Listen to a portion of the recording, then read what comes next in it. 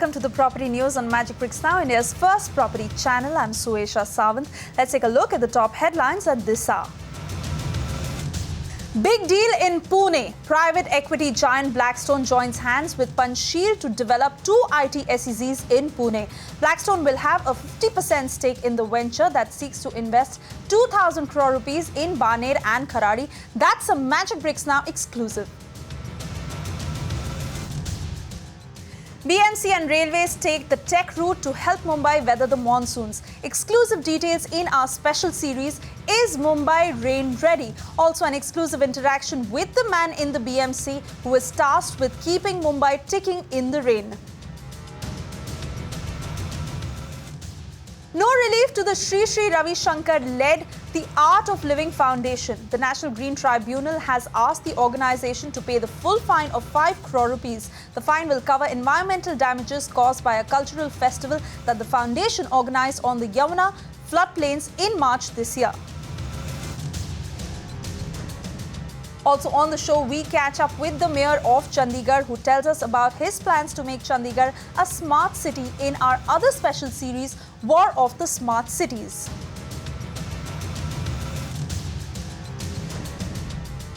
Let's first begin with our big exclusive from Deal Street. Commercial realty giant Panchsheel Realty and Blackstone join hands, pitch 2,000 crore rupees to build two IT parks in Pune. My colleague Ruchi Deshpande got us exclusive details on this big deal.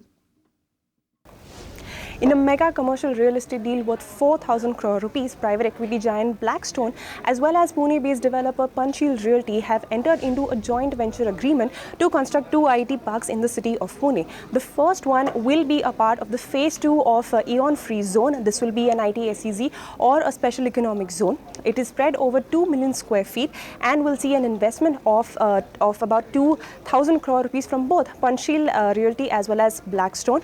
The construction for this is slated to begin by late 2016, which is essentially around October this year.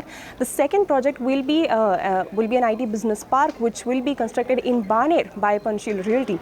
This is also spread across 2 million square feet. Will also see an investment of 2,000 crore rupees from Blackstone as well as Panchsheel. Now, this project is slated to begin by the end of this year, which is December 2016. Both these projects are a part of the Memorandum of Understanding, which was signed between the Maharashtra government and Panchsheel Realty during the Make in India week held in Mumbai in February. Note that both these projects, the land has been acquired for both of them and they are slated to be complete in 2.5 years from now, which is essentially around mid-2018. Also note that this is the third IT park or the IT SEZ that Blackstone has invested in, the earlier being a project with DLF as well as the one with Paranjpi, which is Blue Ridge SEZ. While Panchsheel really confirmed the details that we just told you, Blackstone is yet to comment on the same. In other news, Maharashtra's Revenue Minister Eknath Khadse is in the eye of a storm after developer Hemant Gawande filed a police complaint claiming that Khadse misused his position to gain and profit from privileged information. The complaint centers around a 3-acre land parcel earmarked for industrial development that was owned by the MIDC. No comments. हमारी party बोलेगी.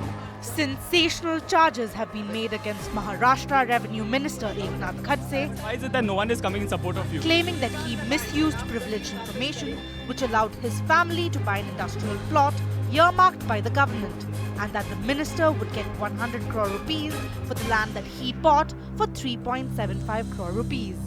Did the Maharashtra Minister of Revenue misuse the privileged information he had access to about the MIDC intending to acquire the land at a rate which was 2.5 times the existing market rate? Well, the evidence suggests that he did so, that too with an intention of fraudulently raking in at least 100 crores of public money straight into his own account. The BJP has, however, rejected charges, saying the land was not in the possession of MIDC. इन इल्जामों में कोई तथ्य नहीं है। जिस जमीन को लेकर ये सारा विवाद खड़ा किया जा रहा है, ये जमीन 1968 में 1968 में एक्वायर करने की एक नोटिस MIDC ने निकाली थी, लेकिन इसका एक्विजिशन की प्रोसेस आज तक पूरी नहीं हुई है। Pune-based whistleblower Hemant Gawande has filed a police complaint against Khadse, alleging wrongdoing. He used his power to grab this land, bought this land, and now he is fighting against the MIDC. MIDC is the own government body. Now I have a question. He is fighting against the own department. He is a businessman, he is a land investor, or he is the minister. Sri Hemant Gawande has given a written complaint against Sri Eknath Khadse, Mrs. Mandakini Khadse and Girish Chaudhary regarding purchase of MIDC land. Will inquire into and take necessary action. In the midst of this allegation and counter-allegation between Eknath Khadse and the whistleblower Hemant Gawande, one thing has been made very clear by the industries minister as well as by the authorities in MIDC, that this land actually belongs to MIDC, and any attempt to either sell it or purchase it at this stage would amount to be an illegal activity.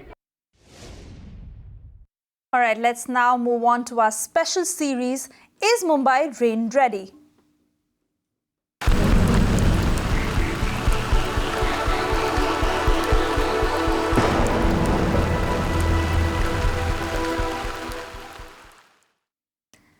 Now, we at Magic Bricks Now have been getting ground reports from every nook and corner of the city over the last few days. We've taken stock of Mumbai's arterial roads and flood-prone localities. Today, we check on Mumbai's lifeline, the local trains. Is Mumbai local rain ready? To get a ground report on the Central Railways earlier today, I visited Chhatrapati Shivaji Terminus to know what the situation is like. I'm standing at the CST station right now, which is one of the key stations on the Central line. Now, to understand what monsoon precautions is the Central Railways taking, we spoke with the officials. They shared their plans with us, where they said that they have identified 20 locations which are most prone to waterlogging. These include areas like Baikala, Kari Road, Ghatkopar, Thane, Dombivli, Chembur and many more. Here, almost 23 pumps are being installed. Apart from this, the MCGM has identified 15 locations, which include Parel Station, Chinchpokli Station, LBS Marg and many more, where almost 16 pumps have been installed. Apart from this, they are working on the desilting of drains, which is more than 1 lakh meters. Almost 58 culverts are in the process of cleaning up. The second round of which is supposed to end today. Today is the deadline. Apart from this, they are also working on muck removal. Now, when we asked the officials for an area-wise breakdown where the waterlogging happens the most, they refused to comment. Although they said that most of the work gets over today, and also they said that in case the citizens want to reach out to them, they are very, very active on Twitter. The citizens can tweet out to Central_Railways in case of an emergency. They can also reach out on our helpline number, which is 182. This is Suesha Sound for Magic Bricks Now. All right, well, this was the preparation plan of the Central Railways. I also caught up with Ravinder Bhakar, CPRO of the Western Railways, Mumbai, to check on rain prep on the Churchgate to Virar route. Listen into this conversation. Firstly, I'd like to ask you, what is the work that is happening on ground to prevent waterlogging on the Western line? As far as monsoon preparations are involved, we have undertaken job on wharf footing. Especially you have desilting and cleaning of all the major culverts had been done, and all the side drains have been deepened and the cleaning has been done. Moreover, over the low-lying areas has been identified as per the past experience, and we have installed the diesel pumps, over almost 80 diesel pumps on such areas. In addition to that, whatever regular maintenance for the OHE is being involved, we have done that. Plus the maintenance of EMU rakes have also been undertaken. Especially the leakage point have been plugged upon, the windows, doors have been checked, so that there is no inconvenience to the passengers travelling. In addition to that, we have circulated a major booklet citing the number of all disaster management coordinating officers in the various departments to all our employees, so that they can quickly react in such kind of any kind of emergencies. All right. Secondly, I'd want to know that there are these major areas like, Bandra Khar, Andheri Jogeshwari, Dadar Matunga. These are the areas that specifically get clogged. Has the work been heightened in these areas to, improve the situation in comparison to the previous years? Yeah, the major works of lifting of the tracks have been done, especially in those areas where the flooding has been reported in the past, especially Elphinstone Road down and up Matunga route and the Bandra stations. The liftment of track has been done, which will be a major relief, and we will be able to operate trains, especially in case of any flooding also. Also, the high tide is expected to go up to 4.5 meters this monsoon season. So, you think we are in a position to combat that and prevent the situation on the whole? We have got the details from the meteorological department about the dates on which likely high tides of 4.5 meters are likely to come, and we have mentioned the details in the booklet also, which we have circulated to our staff, so that immediate and prompt action will be taken and special care will be taken on these days. All right, and lastly, in case anybody gets stuck on the Western Line, how can they reach out to you? Our major helplines which are working normally also, they can contact on 138, 182, and Western Railway suburban passenger can also call 1311 also. So these are the lines with which they can contact in case of any major relief is expected. So tweet your way out if you get stuck in a train or at a station this monsoon. And if the railways are using Twitter, Mumbai civic body, the BMC, has a mobile app in its anti-rain arsenal. My colleague Disha Shah caught up with Additional Municipal Commissioner Sanjay Deshmukh to check on BMC's plans to get the city rain ready. Listen in to that exclusive conversation. Across the city, we are seeing a lot of road repairs. Still, the work is going on. So, when can we expect? What is the status on that, and when can we expect the road repairs work to be completed? Most of the works are getting completed. However, some surfacing work is going on at some places, but we would be closing it in next about 5 to 6 days. In any case, latest by 7th or 8th of June. But I can assure you that all the roads would be motorable during monsoon. At least throughout the monsoon, all the roads will be... All roads and junctions, there will be no work going on during monsoon and all will be motorable. Okay. And talking about your disaster cell, how this will work during monsoon, if you can just explain it to our viewers. As you may be aware that disaster management cell is working 24/7 throughout the year. And for monsoon also, we have a special arrangement made. We have hotlines established with Army, Navy, Air Force, NDRF, Coastal Guards, and with the fire services, major hospitals, municipal hospitals, should there be any need. In addition to that, we are very closely monitoring the beaches also, especially when there is a high tide, so that no untoward incidents should happen. And we also have a helpline, 1916. Any citizen can approach this helpline and his complaints will be immediately attended to. Okay, and you also have CCTVs installed in few places. So are the CCTVs installed only in the high flood-prone areas or across the city? They are actually deployed at mostly the vulnerable areas, which includes the flooding spots or the chronic waterlogging spots, and we have about 240 such cameras installed. And we are constantly monitoring the factual position at that particular point of time with the help of these cameras. We all know that Mumbai has certain flood-prone areas, for instance, Hindmata in Parel and Kurla, Sion and Milan subway. So basically, what steps have you taken there? I mean, how is BMC ensuring that, in future, in this monsoon, those areas doesn't get affected? Because we know that BMC is better prepared this year. So what are the steps taken in those areas? We have already commissioned 4 pumping stations. And 5th one would be commissioned in about maybe 2-3 days time from now, where the trials have already been conducted. And these pumping stations are equipped with very high capacity pumps. Each pump is capable of pumping about 6,000 liters of water per second. And we have 6 such pumps at every station. So we can pump 36,000 liters of water per second, which can be put back into the sea. And we can control flooding spots in Mumbai. The present system that we have is capable of tackling 50 millimeters of rain per hour. But at the same time, if we have a high tide and the rain intensity is more than 50 millimeters, at some places there might be certain issues involved. There is possibility of waterlogging, but as I've already said, we have pumps installed. In addition to the regular pumping stations, 5 of them, we have also installed about 280 pumps at several places in the city. And these pumps would be pumping water if it is locked and putting them into the drains. So we hope that this year there will not be many issues. You said that citizens, of course, can call on that helpline number 1916 if they are stuck anywhere. But that apart, you also have an app the Yes. that pothole tracker. So how does that work? How can citizens reach out to you through that app? You have to activate your GPS for using this app, which is presently available on Android, and in about next 10 days it would also be available on Apple Play Store. You have to take a photograph of any pothole that you may notice, and it will automatically capture the longitude and latitude, and it will be transmitted to the engineer concerned. So he would come to know that there is a pothole, and immediately corrective action can be taken. But this is not the only service that we provide by way of this app. There are about 60 plus services.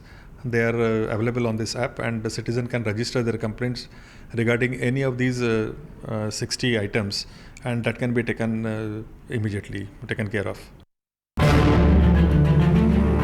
I'm very happy that Magic Bricks now has taken an initiative for creating awareness on the issues related to monsoon, and I'm sure that these initiatives will go a long way in tackling monsoon related issues in Mumbai. The app that we have and also the helpline that we have, you can also tweet on Magic Bricks now, and whatever complaints that you receive can be transmitted to us, and we will immediately attend to those complaints. With that, we have reached the end of our series documenting how the people who run Mumbai are preparing for the rains. But this is not the end. Like we promised you, Magic Bricks Now will do its bit to help the Mumbaikar weather the monsoon. Here's what we'll do. In this campaign, we will run through the monsoon. We have got an assurance now from the BMC that they will act on the information we send them. So we'll reach out to them and track the action they take. But you have to do your bit. If your area is flooded, if you get stuck in a train or a car because of waterlogging, or if there is a tree that has fallen somewhere which is holding up traffic, and if you're there, please take pictures, videos, location, tag them and tweet or email them to us. Post it on our Facebook page. IDs are flashing on your screens. Help us to help you. In a big blow to the Art of Living Foundation, the National Green Tribunal, or the NGT, has rejected its plea to pay compensation by bank guarantee. The foundation is being fined for violation of environmental norms during a cultural event organized on the ecologically sensitive Yamuna floodplains in March this year.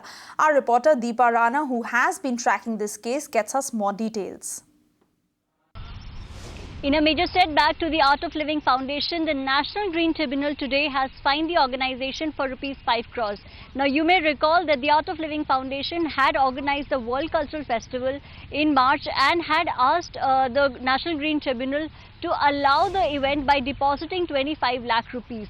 Now, environmentalist Manoj Mishra had filed a review petition on the lapses of the National Green Tribunal for allowing such an event which has caused environmental damage to the river Yamuna, and in that review plea, the Art of Living Foundation had gone back to the National Green Tribunal asking them to accept the fine of ₹5 crores in terms of bank guarantee, then instead of submitting the amount balance. And today in that plea, the National Green Tribunal has dismissed the plea of the organization led by Sri Ravi Shankar. If you may recall that this World Cultural Festival, which was organized in March, during this festival, a lot of the organization had built a lot of pontoon bridges. They had made a huge stage which had drawn a lot of criticism, and Sri Ravi Shankar, the spiritual guru, had maintained that they are not going to cause any sort of damage to the river Yamuna. But today, National Green Tribunal has fined them against for causing damage to the river Yamuna for this event. All right, let's now move on to our special series, War of the Cities.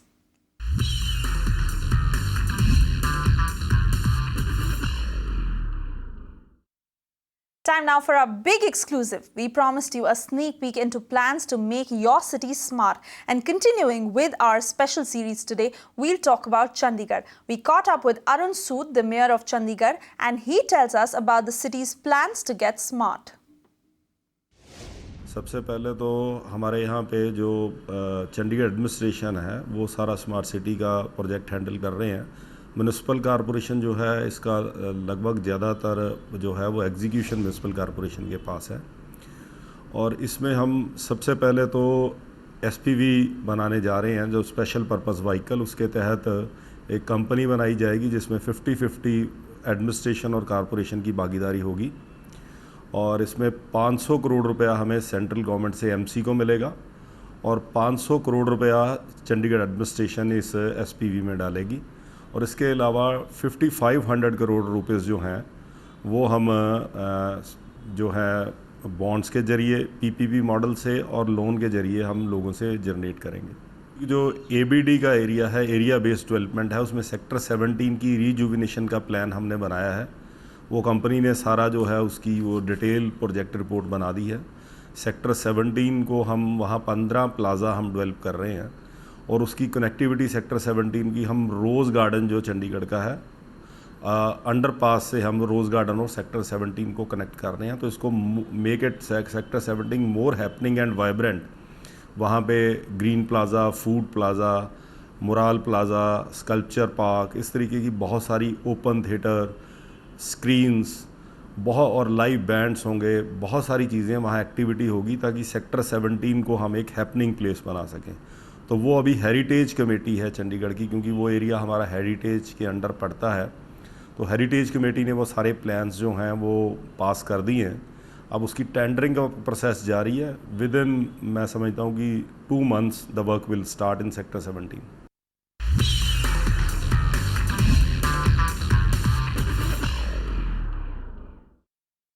With that, we've completely run out of time. It's a wrap on this edition of the Property News on Magic Bricks Now. This is Suesha Sawant signing off. Thank you so much for watching.